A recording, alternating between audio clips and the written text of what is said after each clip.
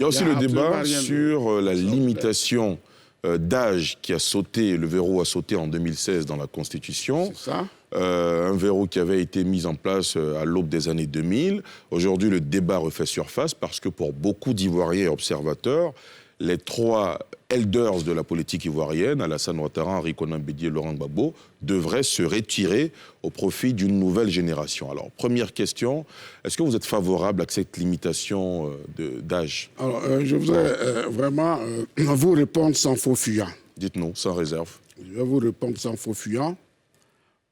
Ce genre de débat, lorsque on est militant cadre de mon niveau dans un parti, on le mène d'abord au sein de son parti avant de sortir. Mais vous me posez la question, je ne vais pas me débiner. Je suis, en tout cas, je prétends être un intellectuel, je le prétends.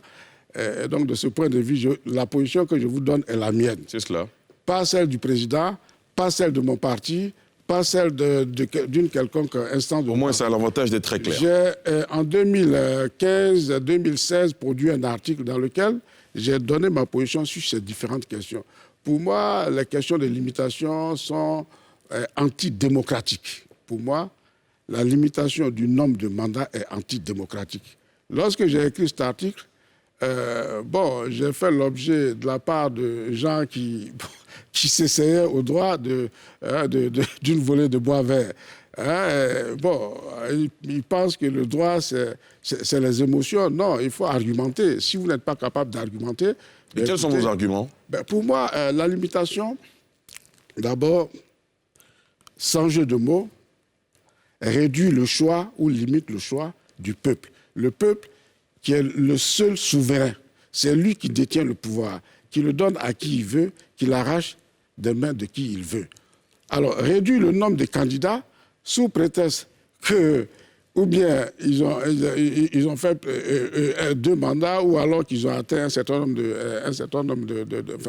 d'années, c'est enlever la possibilité au peuple de choisir qui il veut. Ça, c'est de deux. Si ces limitations continuent de s'appliquer, on peut se retrouver dans une situation où on va choisir, on va élire un président par défaut, c'est-à-dire à défaut de mieux. Et nous sommes bien placés dans notre pays pour savoir ce à quoi ça peut conduire. Élire un président par défaut. Certains peuvent vous dire, vous rétorquer, que vous caressez peut-être le vœu au sein du RHDP de voir le président Ouattara se représenter en 2025. C'est pour cela que vous dites que vous n'avez pas de problème avec c'est un raccourci dangereux, puisque l'article que j'ai fait et auquel je me réfère date de 2015-2016. Il peut être retrouvé dans les journaux de la place. Voilà, donc, ça n'a absolument rien à voir avec un quelconque vœu que je caresserais. D'accord. À savoir que le président de la République, du reste, qui a fait un travail ou qui est en train de faire un travail remarquable pour les Ivoiriens, se représente.